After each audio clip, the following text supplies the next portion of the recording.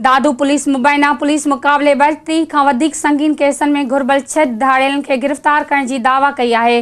दादू police पारां गिरफ़्तार कयल ॾोहारियुनि में अरिड़हं क़त्ल केसनि में घुर्बल 10 लाख इनाम याफ़्ता बदनाम धाड़ेल निसार चांडियो, रखियल समो, शहज़ादो चांडियो, राशिद चांडियो, रुस्तम चांडियो, शौकत कोलाची ऐं ॿिया शामिल आहिनि।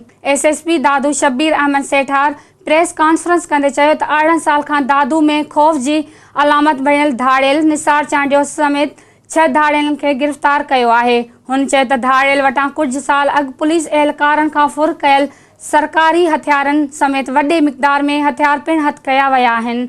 बदनाम धाड़ेल निसार चांडियो ते 30 खां वधीक केस दाख़िल आहिनि, जॾहिं त आईजी सिंध एडी ख्वाजा पारां मुक़ाबले में हिसो वठंदड़ पुलिस टीम खे 2-2 लख रुपया इनाम ॾियण जो ऐलान कयो आहे।